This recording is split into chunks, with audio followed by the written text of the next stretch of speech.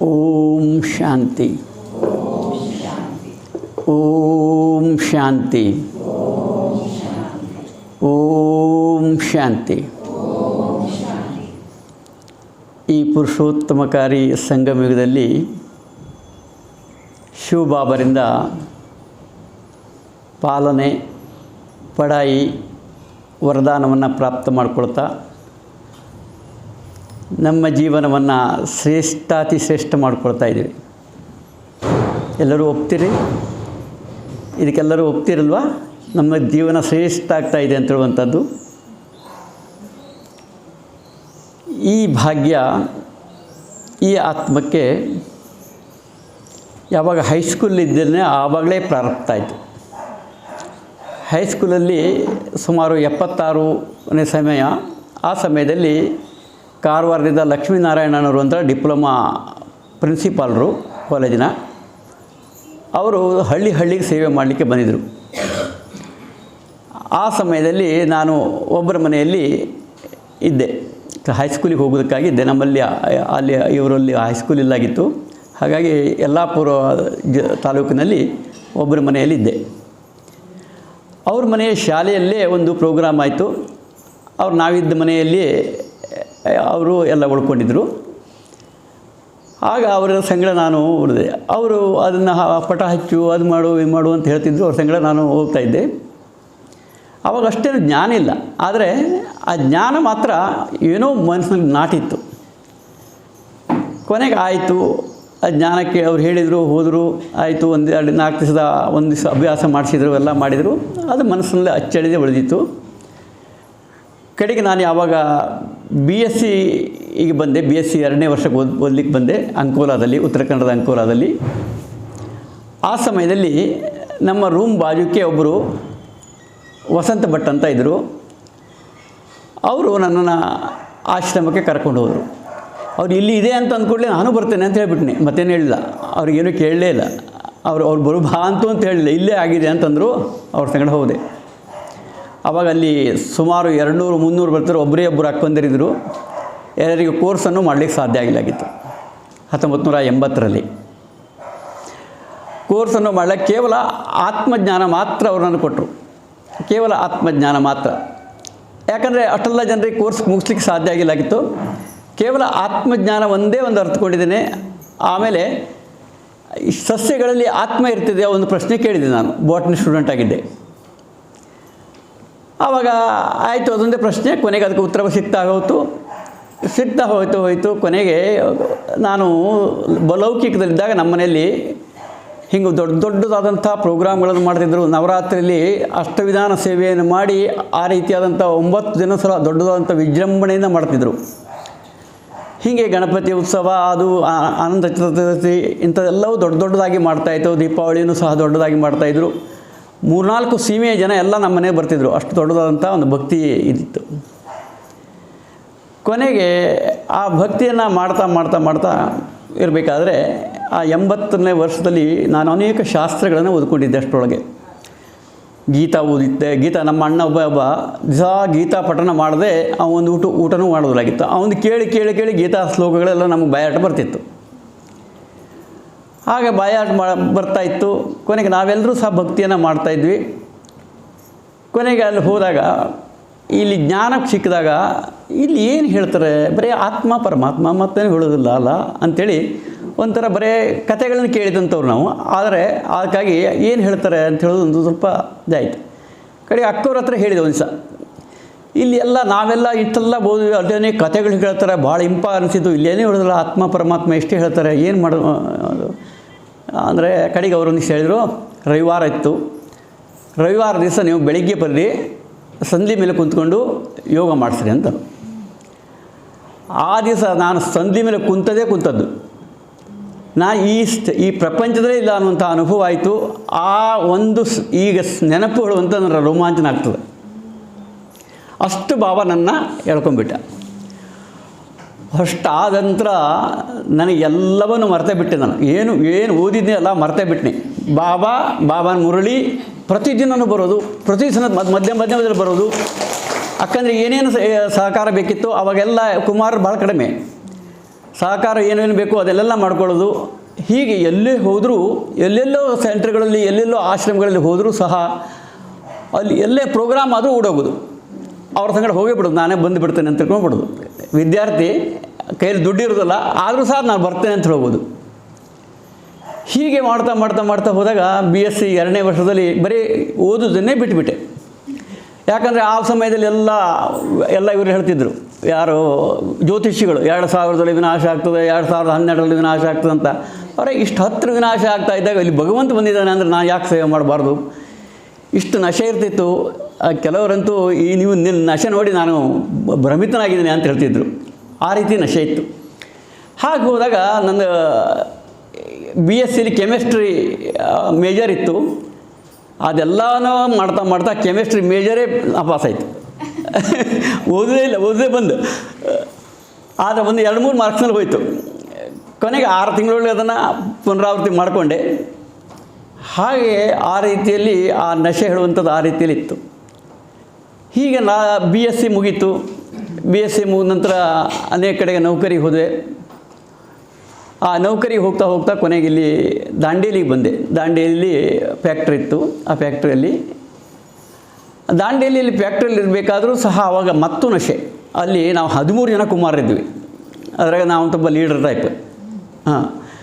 ಹೀಗೆ ಯಲ್ಲಾಪುರದಲ್ಲಿ ಆವಾಗ ಇದು ದೊಡ್ಡದಾದಂಥ ಬಿಲ್ಡಿಂಗ್ ಕಟ್ಟೋದು. ಬೆಳಿಗ್ಗೆ ಅಮೃತ ವೇಳೆ ಮುಗಿದು ಕೂಡ ಲಾಟನ್ ತೊಗೊಂಡು ಅಲ್ಲೆಲ್ಲ ಫೌಂಡೇಶನ್ ಆಗಿದ್ದು. ಆ ರೀತಿಯಲ್ಲಿ ಮಾಡಿದ್ವಿ. ಹಾಗೆ ಆ ಲವಲವಿಕೆ ಹಾಗೆ ಇತ್ತು. ಇನ್ನು ಎಲ್ಲಾದರೂ ಸಹ ದೊಡ್ಡ ಜಾತ್ರೆಗಳಲ್ಲಿ ಸೇವೆ ಮಾಡಬೇಕು ಅಂತ ಹೇಳುವಂಥ ಆಸಕ್ತಿ ಇರ್ತಿತ್ತು. ಆವಾಗ ಉಳಿವಿ ಜಾತ್ರೆಯಲ್ಲಿ ಭಾಳ ದೊಡ್ಡದಾದಂಥ ಜಾತ್ರೆ ಆಗ್ತಿತ್ತು. ಆವಾಗ ಭಾಳ ದೊಡ್ಡ ಜಾತ್ರೆ ಅಂದರೆ ಭಾಳ ಪ್ರಸಿದ್ಧವಾದಂಥ ಜಾತ್ರೆ. ಆವಾಗ ನಾವು 1 ವರ್ಷ ಮಾಡಿದ್ವಿ, ಭಾಳ ಸಕ್ಸಸ್ ಆಯಿತು. 2ನೇ ವರ್ಷ ಮಾಡಿಕೊಡ್ಲಿಕ್ಕೆ ಹೋದರೆ ಎಲ್ಲರೂ ಗೃಹಸ್ಥಿಗಳಿದ್ದೆಲ್ಲರೂ ಅವ್ರು ಯಾರೂ ಒಪ್ಪಲಿಲ್ಲ.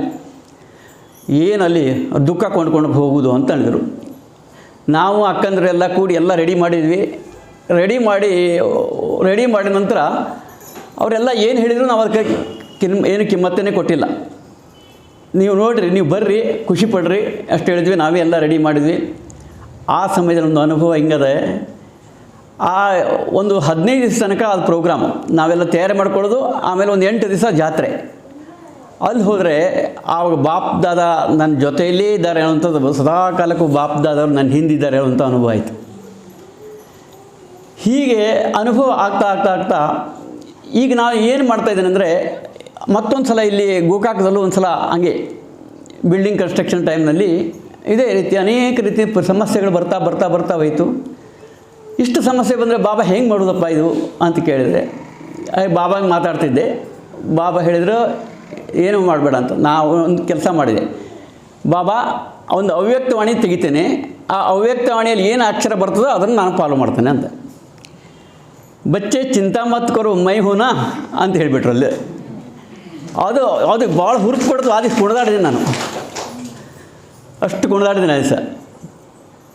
ಕೊನೆಗೆ ಹಾಗೆ ಬಂತು. ಈಗ ಪ್ರತಿ ಸಲವೂ ಏನು ಮಾಡ್ತೇನೆ, ಏನೇ ದೊಡ್ಡ ಕಾರ್ಯ ಮಾಡಬೇಕಾದ್ರೆ ಬಾಬನಿಗೆ ಕೇಳಿ, ಅವನಿಗೆ ಹೇಳಿ, ಅಥವಾ ನಾನು ಸೆಂಟ್ರಿಂದ ಎಲ್ಲರೂ ಹೊರಗೆ ಹೋಗಬೇಕಾದ್ರೂ ಬಾಬನ ರೂಮಿಗೆ ಹೋಗಿ ಒಂದು 2 ನಿಮಿಷ ಬಾಬನಿಗೆ ಎಲ್ಲವನ್ನೂ ಅರ್ಪಿಸಿ, ಇವತ್ತು ಏನೇನು ಮಾಡಲಿಕ್ಕೆ ಹೋಗಿದ್ದಾನೆ, ಈಗ ಹೋಗ್ತಾ ಇದ್ದಾನೆ, ಅದನ್ನೆಲ್ಲನೂ ಹೇಳಿ ಹೋಗುವಂಥ ರೂಢಿಯನ್ನು ಇಟ್ಕೊಂಡಿದ್ದೇನೆ. ಹಾಗಾಗಿ ಬಾಬಾ ನಾನು ಸಹ ನಿರ್ವಿಘ್ನವಾಗಿಟ್ಟಾನೆ ಆ ದಿನಸಾಗಿ ಆ ವಿಷಯದಲ್ಲಿ. ಹೀಗೆ ನಡೀತಾ ಬಂತು. ಈಗಂತೂ ಬಾಬಾ ಸದಾ ಕಾಲಕ್ಕೂ ನನ್ನ ಸಂಗಡ ಇದ್ದಾನೆ. ಕೇವಲ ಸಣ್ಣ ಸಂಗಡ ಇದ್ದಾನಲ್ಲ, ಆಜು ಬಾಜು ಇದ್ದಾನೆ ಅನ್ನೋಂಥ ಅನುಭವ ಮಾಡ್ತಾಯಿದ್ದಾನೆ. ಬಾಬಾ ಯಾವ ರೀತಿಯಲ್ಲಿ ನಮ್ಮನ್ನು ಫಾಲೋ ಮಾಡ್ತಾನೆ ಅಂತಂದರೆ, ಬಾಬಾ ನಿಮ್ಗೇನು ಹೇಳ್ತಾರೆ, ಬಾಬಾ ಮಹಾವಾಕ್ಯ ಅದೇ, ಯಾವುದೇ ಸಮಸ್ಯೆ ಬಂದಾಗ ಪ್ಯಾರ್ ಸೆ ಯಾದ್ ಕರೋ ಮೈ ಆಯಾ ನೈ ಐಸಾ ಹೋ ನೀ ಸಕ್ತಾ ಅಂತ. ನೀವು ಬಹಳ ಪ್ರೀತಿಯಿಂದ ನೆನಪು ಮಾಡಿರಿ, ನಾನು ಬರಲಿಲ್ಲ ಹೇಳುವಂಥದ್ದು ಸಾಧ್ಯನೇ ಇಲ್ಲ. ಸದಾ ಕಾಲಕ್ಕೂ ಬಾಬಾ ಮಕ್ಕಳ ಸಂತೆ ಇದ್ದಾರೆ. ಈಗ ಈ ಸಂಗಮಿಗಳು, ಅದು ಈ ಅಂತಿಮ ಸಮಯದಲ್ಲಿ ನೀವು ಎಷ್ಟು ಬಾಬನ ಹತ್ರ ಆ ರೀತಿ ಮಾತಾಡ್ತೀರಿ, ಅಷ್ಟು ಸಹಯೋಗ ಸಿಗ್ತದೆ, ನಾವು ಸಿದ್ಧಿ ಸ್ವರೂಪ ಆತ್ಮ ಆಗಲಿಕ್ಕೆ ಸಾಧ್ಯ ಇದೆ. ಅದಕ್ಕಾಗಿ ಬಾಬಾ ಮೊನ್ನೆ ಒಂದು ಸಲ ಹೇಳಿದರು, ವ್ಯರ್ಥದಿಂದ ಮುಕ್ತ ಆದಾಗ, ವ್ಯರ್ಥ ಮಾತಿನಿಂದ ಮುಕ್ತ ಆದಾಗ ನೀವು ವಾಕ್ಚತುರ್ಥ ಬರ್ತದೆ, ವಾಕ್ಸಿದ್ಧಿ ಆಗ್ತದೆ. ನೀವು ಕರ್ಮ ಯೋಗಿಗಳಾದರೆ ಕರ್ಮಾತೀತ ಅವಸ್ಥೆಯನ್ನು ಮುಟ್ಲಿಕ್ಕೆ ಸಾಧ್ಯ ಇದೆ. ಕರ್ಮದ ಆಕರ್ಷಣೆ ಇಲ್ಲದೆ ನಿಮಿತ್ತ ಮಾತ್ರ ಅನ್ನುವಂಥದ್ದು ಕರ್ಮ ಮಾಡ್ತಾ ಹೋದರೆ ನೀವು ಕರ್ಮಾತೀತ ಅವಸ್ಥೆಯನ್ನು ಮುಟ್ಲಿಕ್ಕಾಗ್ತದೆ. ಹೀಗೆಲ್ಲ ಬಾಬಾ ಏನು ಹೇಳ್ತಾರೋ ಅದನ್ನು ನಮ್ಮ ಜೀವನದಲ್ಲಿ ಅಳವಡಿಸ್ಕೊಳ್ಬೇಕು. ಅದಕ್ಕಾಗಿ ಬಾಬಾ ಹೇಳ್ತಾರೆ ಜಾನನ ಮಾನನ ಅವ್ರ ಸ್ವರೂಪವನ್ನು ಅಂತ. ಜಾನ ಅಂದ್ರೇನು? ಕೇವಲ ಜ್ಞಾನ ತಿಳ್ಕೊಳ್ಳೋದು. ಮಾನ್ಯತೆ ಅಂದರೆ ಮನಸ್ಸು ಒಪ್ಪಿಕೊಳ್ಳೋದು, ಒಪ್ಪಿ ನಡೆಯೋದು. ಸ್ವರೂಪವನ್ನು ಅಂದರೆ ಜ್ಞಾನ ಸ್ವರೂಪರಾಗಿ ಜೀವನವನ್ನು ನಡೆಸುವಂಥದ್ದು. ಇದು ನಮ್ಮ ಜೀವನ ಈಗ ಆಗಬೇಕಾಗಿದೆ. ಯಾಕೆ? ಪರಿಸ್ಥಿತಿಗಳು ವಿಕೋಪಕ್ಕೆ ಹೋಗ್ತಾ ಇದೆ. ಬಾಬಾ ಹೇಳ್ತಾರೆ, ಬಾಬಾ ಅನೇಕ ವಾಣಿಗಳನ್ನ ಹೇಳಿದ್ದಾರೆ. 84ರಲ್ಲೇ ಒಂದು ವಾಣಿಯನ್ನು ಹೇಳಿದರು. ಬಾಬಾ ಹೇಳ್ತಾರೆ ಡಾಕ್ಟ್ರು ಮರೀಜ್ಕೋ ಚೂ ನೈ ಸಕ್ತಾ ಅಂತ ಹೇಳಿದರು. ಆ ಸಮಯದಲ್ಲಿ ಈ ಒಂದು 19ನೇ ಇಸವಿಯಲ್ಲಿ ಆ ಕೋವಿಡ್ ಬಂದಾಗ ಡಾಕ್ಟರು ಸಹ ಅವರನ್ನು ಮುಟ್ಲಿಕ್ಕಾಗಲಿಲ್ಲ. ಅವರ ಫ್ಯಾಮಿಲಿ ಮೆಂಬರು ಅಂತ್ಯ ಸಂಸ್ಕಾರಕ್ಕೆ ಹೋಗ್ಲಿಕ್ಕಾಗಲಿಲ್ಲ. ಆದರೆ 2019ರಲ್ಲಿ ನೋಡ್ತಾ ಇದ್ವಿ. ಈಗ ಹೇಳಿದ ಮತ್ತೆ ಬಾಬಾ ಹೇಳ್ತಾರೆ ಕಿತನಾ ಭೀ ಪೈಸಾ ಹೋ ಏಕ್ ಮುಟ್ಟಿ ಅನಾಜ್ ನೈ ಮಿಲೇಗಾ ಅಂತ ಈ ಶಬ್ದನೂ ಹೇಳಿದರು. ಈಗ ಬೂಂದ್ ಬೂಂದ್ ಕೆ ಪಾನಿ ಕೆ ಲಿಯೇ ತರಸ್ನಾ ಪಡೇಗಾ, ಪಾನಿ ಬಹುತ್ रहेगा ಲೇಕಿನ್ ಪೀನೆ ಕೆ ಯೋಗ್ಯ ನೈ रहेगा ಇಂಥ ಶಬ್ದವನ್ನೆಲ್ಲ ಹೇಳಿದ್ದಾರೆ. ಇದೆಲ್ಲ ಯಾರಿಗೆ ಹೇಳಿದ್ದಾರೆ? ನಮಗಾಗಿ ಹೇಳಿದ್ದಾರೆ. ಈಗ ನೋಡ್ತಾ ಇದ್ದಾರೆ ಎಂಥ ಪರಿಸ್ಥಿತಿಗಳು. ಮುಂದಿನ ವರ್ಷದಲ್ಲಿ ಭೂಮಿಯಲ್ಲಿ ನೀರಿರ್ತದೆ ಹೇಳೋದು ಗೊತ್ತಿಲ್ಲ ನಮಗೆ. ಅಂಥ ಪರಿಸ್ಥಿತಿಗಳು ಬರ್ತಾ ಇದೆ. ಈಗ ನೋಡಿ ಎಲ್ಲೋದ್ರೂ ಸಹ ಪ್ರಕೃತಿ ಪ್ರಕೋಪಗಳಾಗ್ತಾ ಇದೆ. ಭೂಕಂಪ, ಜ್ವಾಲಾಮುಖಿ, ಚಂಡಮಾರುತ, ಅತಿವೃಷ್ಟಿ, ಅನಾವೃಷ್ಟಿ, ಭೂಮಿ ಪ್ರದೂಷಣ, ನೀರು ಪ್ರದೂಷಣ, ವಾಯು ಪ್ರದೂಷಣ ಎಲ್ಲವೂ ಸಹ ಇದೆ. ಇಂಥ ಸಂದರ್ಭದಲ್ಲಿ ನಾವು ಅಶರೀರಿ ಸ್ಥಿತಿಯ ಅಭ್ಯಾಸವನ್ನು ಮಾಡಬೇಕು. ಅಶರೀರಿ, ಈ ಶರೀರದಲ್ಲಿ ಇದ್ದರೂ ಸಹ ಈ ಶರೀರವನ್ನು ಮರೆತು ಅಶರೀರಿ ಸ್ಥಿತಿಯನ್ನು ಅನುಭವ ಮಾಡಬೇಕು. ಅಶರೀರಿ ಸ್ಥಿತಿಯನ್ನು ಬಾರಿ ಮಾಡಿರಿ ಅಂತ ಬಾಬಾ ಹೇಳ್ತಾನೆ. ಪುನಃ ಪುನಃ ನೀವು ಮಾಡಿರಿ. ಅವಾಗ ಈ ದೇಹ ಮರೀತಿದೆ. ದೇಹ ಯಾವಾಗ ನೆನಪಿರ್ತದೆಯೋ ಅವಾಗ ಇದೆಲ್ಲ ಅನುಭವ ಆಗ್ತದೆ. ಅದು ಹಂಗಾಯಿತು ಹಿಂಗಾಯಿತು ಅಂತೇಳಿ. ಅದಕ್ಕಾಗಿ ಅನೇಕರನ್ನು ನಾವು ಕೇಳ್ತೇವೆ ತಪಸ್ಸುಗಳು ಹೆಂಗಿದ್ರು ಅಂತ. ವಾಲ್ಮೀಕಿನ ತಪಸ್ಸು ಕೇಳ್ತಾ ಇದ್ದ. ಅವನಿಗೆ ಹಸಿವೆ ಆಹಾರ ಎಲ್ಲ ಏನೂ ಗೊತ್ತಿಲ್ಲ ಆಗಿತ್ತು. ಕೆಲವು ಆತ್ಮಾಭಿಮಾನಿ ಸ್ಥಿತಿಯಲ್ಲಿದ್ದಾಗ ಹುತ್ತನೇ ಅವನ ಮೇಲೆ ಬೆಳೀತು ಅಂತ ಕೇಳ್ತೇವೆ. ಆ ರೀತಿ ಸ್ಥಿತಿಗೆ ನಾವು ಈಗ ಬರಬೇಕಾಗಿದೆ. ಅದಕ್ಕಾಗಿ ವಿಧೇಯಿ ಸ್ಥಿತಿ, ಅಶರೀರಿ ಸ್ಥಿತಿ, ವಿಧೇಯಿ ಸ್ಥಿತಿ, ಬೀಜರೂಪ ಸ್ಥಿತಿ. ಬೀಜರೂಪ ಸ್ಥಿತಿ ಅಂದರೆ ಏನು? ಸಂಪೂರ್ಣ ಆತ್ಮ ಎಲ್ಲವನ್ನೂ ಸಹ ದೇಹದ ಪ್ರಪಂಚ, ವಸ್ತು, ವೈಭವ ಎಲ್ಲದರ ಆಕರ್ಷಣೆಯಿಂದ ಮುಕ್ತಾಗಿ, ಅದರ ಸೆಳೆತದಿಂದ ಮುಕ್ತಾಗಿ ಪರಂಧಾಮದಲ್ಲಿ ಹೋಗಿ ಬಾಬನ ಜೊತೆಯಲ್ಲಿ ಕೂತ್ಕೊಳ್ಳೋದು. ಬಾಬನಿಂದ ಲೈಟ್ ಮೈಟ್ ಕಿರಣವನ್ನು ತಗೊಳ್ಳೋದು, ಲೈಟ್ ಮೈಟ್ ಕಿರಣವನ್ನು ಹರಡಿಸೋದು. ಈ ರೀತಿ ಬೀಜದಲ್ಲಿ ಎಲ್ಲ ಇಡೀ ವೃಕ್ಷ ಇದೆಯೋ ಅದೇ ರೀತಿಯಾಗಿ ನಾವೆಲ್ಲ ಸಂಕ್ಷಿಪ್ತಗೊಳಿಸ್ತಾ ನಾನೊಬ್ಬ ಆತ್ಮ, ಶ್ರೇಷ್ಠಾತ್ಮ, ಪವಿತ್ರ ಆತ್ಮ.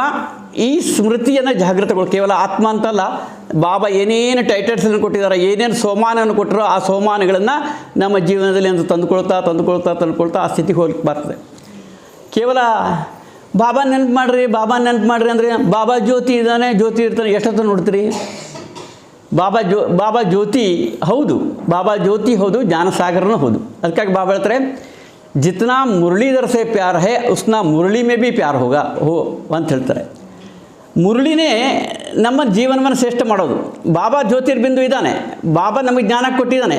ಆ ಮುರಳಿಯಲ್ಲಿ ಎಷ್ಟೆಷ್ಟು ಜ್ಞಾನ ಇದೆಯೋ ಅಷ್ಟಷ್ಟು ಜ್ಞಾನವನ್ನು ನಮ್ಮಲ್ಲಿ ಧಾರಣಾ ಸ್ವರೂಪರಾಗಿ ಮಾಡ್ಕೊತಾ ಹೋಗಬೇಕು. ಆ ಧಾರಣಾ ಸ್ವರೂಪರಾಗಿ ನಾವು ಪ್ರತ್ಯಕ್ಷತೆ ಮಾಡಲಿಕ್ಕೆ ಸಾಧ್ಯ ಇದೆ. ಅದಕ್ಕಾಗಿ ಬಾಬಾ ಹೇಳ್ತಾರೆ ಚಲನ್ ಅವ್ರ ಚेहरे से ಬಾಬಾಕ್ಕೂ ಪ್ರತ್ಯಕ್ಷ ಕರು ಅಂತ. ನಿಮ್ಮ ಚಲನೆ ಮತ್ತು ಚೆಹರೆ, ನಮ್ಮ ನಡವಳಿಕೆ ಮತ್ತು ನಿಮ್ಮ ಚೆಹರೆಯಲ್ಲಿ ಆ ಚಮಕ್ ಯಾವಾಗ ಬರ್ತದೆ, ಪ್ರಸನ್ನತೆ ಯಾವಾಗ ಬರ್ತದೆ, ದಿವ್ಯತೆ ಯಾವಾಗ ಬರ್ತದೆ, ಅಲೌಕಿಕತೆ ಯಾವಾಗ ಬರ್ತದೆ? ನಿಮ್ಮ ವಿಚಾರದಲ್ಲಿ ಶ್ರೇಷ್ಠತೆ ಬಂದಾಗ. ಬಾಬಾ ನಮಗೆ ಜ್ಞಾನ ಕೊಟ್ಟಿದ್ದಾರೆ. ಯಾವುದು ತಪ್ಪು, ಯಾವುದು ಒಪ್ಪು, ಯಾವುದು ಕೆಟ್ಟದ್ದು, ಯಾವುದು ಒಳ್ಳೆಯದು, ಯಾವುದು ಮಾಡಬೇಕು, ಯಾವುದು ಮಾಡಬಾರ್ದು, ಇದೆಲ್ಲ ಜ್ಞಾನ ಕೊಟ್ಟಿದ್ದಾರೆ. ಆದರೆ ಏನು ಮಾಡ್ತದೆ? ಮನಸ್ಸು ಏನು ಹೇಳ್ತದೆ? ಅತ್ತಗೂ ಎಳಿತದೆ, ಇತ್ತಗೂ ಎಳಿತದೆ. ನೀವೇನು ಮಾಡಬೇಕಾಗಿದೆ? ಬಾಬಾ ಏನು ಹೇಳ್ತಾ ಇದ್ದಾನೆ ಅದನ್ನೇ ತಗೊಂಡು ನಿಮ್ಮ ಬುದ್ಧಿಯನ್ನು ದಿವ್ಯ ಬುದ್ಧಿಯಾಗಿ ಮಾಡ್ಕೋಬೇಕು. ಯಾವಾಗ ದಿವ್ಯ ಬುದ್ಧಿಯನ್ನಾಗಿ ಮಾಡ್ಕೊಳ್ತಿರಲ್ಲ ಆವಾಗ ದಿವ್ಯ ಬುದ್ಧಿಯಿಂದ ದಿವ್ಯ ಶ್ರೇಷ್ಠವಾದಂಥ ಕರ್ಮ ಆಗ್ತದೆ. ಕರ್ಮೇಂದ್ರಿಯಗಳು ಸಹ ಅದೇನು ಮಾಡ್ತದೆ? ನಿರ್ಣಯ ಮಾಡ್ತದೆ. ತಪ್ಪು ಒಪ್ಪು, ಒಟ್ಟೆದು ಒಳ್ಳೆದು. ಬಾಬಾ ಹೇಳಿದ್ದನ್ನು ಜ್ಞಾನವನ್ನೇ ನೀವು ತಗೊಂಡು ಅದನ್ನೇ ನಿರ್ಣಯ ತಗೊಂಡು ಅದನ್ನೇ ಕರ್ಮ ಮಾಡಿದರೆ ಶ್ರೇಷ್ಠ ಸಂಸ್ಕಾರ ಆಗ್ತದೆ. ಆ ಸಂಸ್ಕಾರಕ್ಕೆ ತಕ್ಕಂತೆ ಮತ್ತೆ ಸಂಕಲ್ಪಗಳು, ನಮ್ಮ ಸಂಕಲ್ಪಗಳು ಉತ್ಪನ್ನ ಆಗ್ತದೆ. ಹಾಗಾಗಿ ಬಾಬಾ ಹೇಳ್ತಾರೆ ಈಗ ನಿಮ್ಮದು ದೇವತಾ ಸಂಸ್ಕಾರ ಆಗಬೇಕು.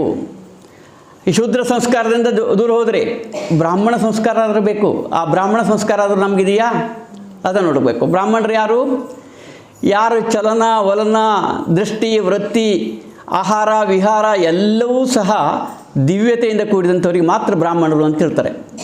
ಅದಕ್ಕೆ ಬ್ರಾಹ್ಮಣರು ಏನು ಅಮೃತ ವೇಳೆಯಲ್ಲಿ ಯಾರಿಗೆ ಹೇಳ್ತಾರೆ ಅವರು ಬ್ರಾಹ್ಮಣರು, ಬ್ರಹ್ಮ ಭೋಜನವನ್ನು ಯಾರು ಸಿಗ್ತಾರೆ ಅವರು ಬ್ರಾಹ್ಮಣರು, ಯಾರು ಬ್ರಹ್ಮಚರ್ಯವನ್ನು ಪ್ರಾಪನೆ ಮಾಡ್ತಾರೆ ಅವರು ಬ್ರಾಹ್ಮಣರು. ಈಗ ನಾವು ಬ್ರಾಹ್ಮಣತ್ವಕ್ಕೆ ಬಂದಿದೆಯೋ ಇಲ್ಲ ಅಂದರೆ ಚೆಕ್ ಮಾಡ್ಕೋಬೇಕು. ಈ ಬ್ರಾಹ್ಮಣತ್ವದಿಂದ ನಾವು ದೇವತತ್ವಕ್ಕೆ ಹೋಗಬೇಕಾದ್ರೆ ನನ್ನ ದೈವಿ ಗುಣಗಳಿದೆಯಾ? ಬಾಬಾ ಹೇಳ್ತಾರೆ ಆ ದೈವಿ ಗುಣಗಳಿದೆಯಾ, ನಮ್ಮ ಹತ್ರ ಸರ್ವಶಕ್ತಿಗಳಿದೆಯಾ? ಈಗ ನಾವು ನೋಡ್ಕೋಬೇಕಾಗಿದೆ. ಹೀಗೆ ನಾನು ಆತ್ಮ ಈಗ ಉನ್ನತಿಯ ಕಡೆಗೆ ಹೋಗಬೇಕಾಗಿದೆ. ಉನ್ನತಿ ಕಡೆಗೆ ನಾವು ಹೋಗಬೇಕಾದ್ರೆ ನಾವು ಮುಖ್ಯವಾಗಿ 4 ಶಬ್ದಗಳನ್ನು ಮೊದಲು ನೆನಪಿಟ್ಕೊಳ್ಬೇಕು. ನಾನು ನಿಮಿತ್ತ ಭಾವ, ಬಾಬಾ ನನ್ನನ್ನು ಈ ಕಾರ್ಯದಲ್ಲಿ ನಿಮಿತ್ತ ಮಾಡಿದ್ದಾನೆ. ನಿಮಿತ್ತ ಭಾವ, ನಿರ್ಮಾಣ ಭಾವ, ನಿರ್ಮಾಣ ಭಾವ, ನಿಸ್ವಾರ್ಥ ಭಾವ.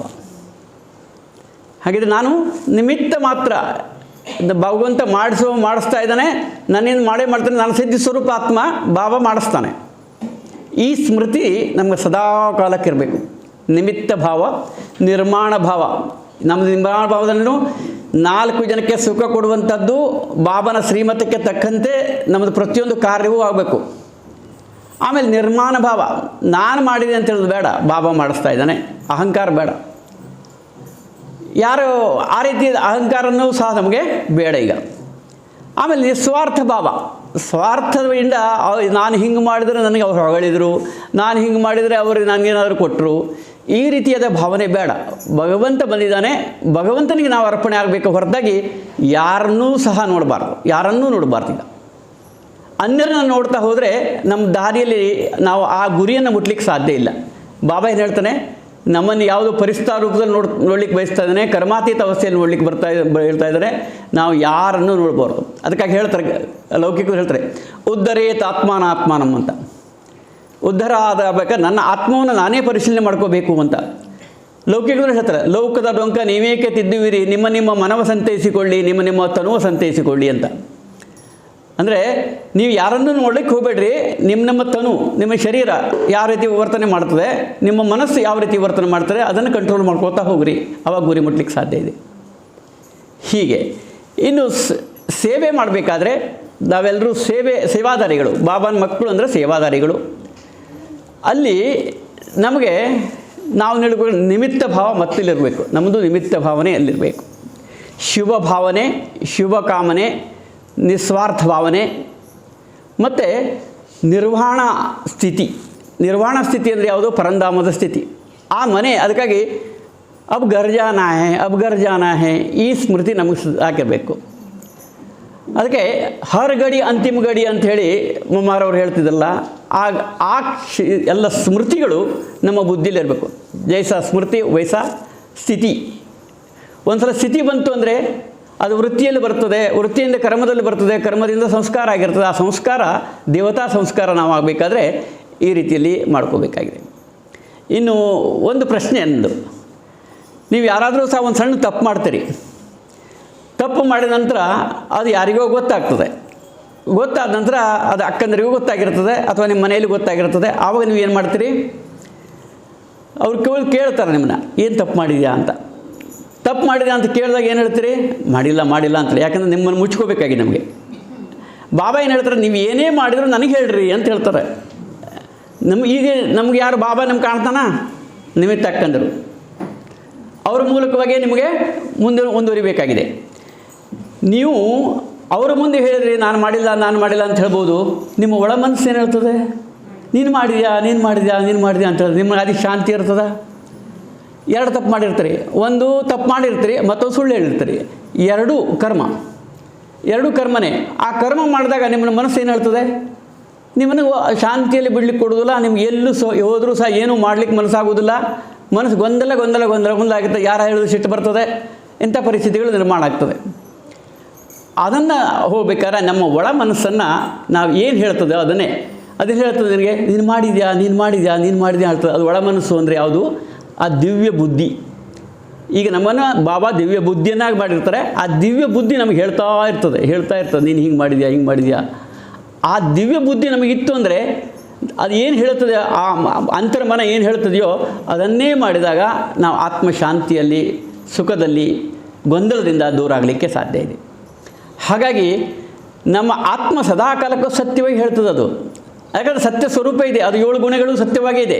ಆ ಏಣುಗಳಿಗೂ ಸತ್ಯವಾಗಿರಬೇಕಾದ್ರೆ ನಮ್ಮ ಒಳ ಮನಸ್ಸನ್ನು ಏನು ಹೇಳ್ತದೆ ಅದನ್ನು ನಾವು ಕೇಳ್ತಾನೇ ಹೋಗಬೇಕು. ಅದು ಒಳ ಮನಸ್ಸನ್ನು ನೀವು ತಪ್ಪು ಹೇಳುವುದೇ ಇಲ್ಲ, ಯಾವಾಗಲೂ ಅದು ಸರಿಯೇ ಹೇಳ್ತದೆ. ಹೀಗೆ ನಮ್ಮನ್ನು ನಾವು ಕಾಪಾಡ್ಕೋಬೇಕಾಗಿದೆ. ನಮ್ಮ ಪಾಲನೆಯನ್ನು ಬಾಬಾ ಜ್ಞಾನ ಕೊಟ್ಟಿದ್ದಾರೆ. ನಮ್ಮ ಪಾಲನೆಯನ್ನು ಜ್ಞಾನವತ್ತಾಗಿ ನಾವು ನಡ್ಕೊಂಡಾಗ ಅದು ಪಾಲನೆ ಆಗ್ತದೆ. ಇನ್ನು ಬಾಬಾ ವರದಾನವನ್ನು ಕೊಡ್ತಾರೆ.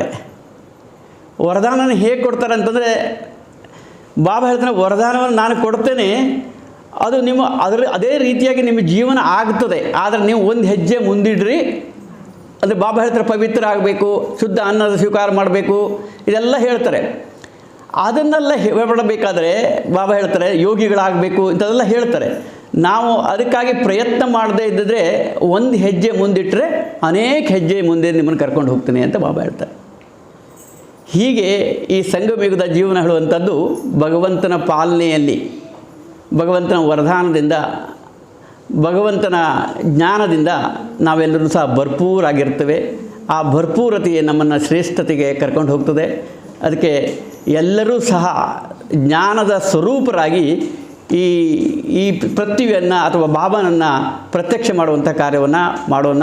ತಾವೆಲ್ಲರೂ ಸಹ ಇಷ್ಟು ತನಕ ಭಾಳ ಶಾಂತ ರೀತಿಯಿಂದ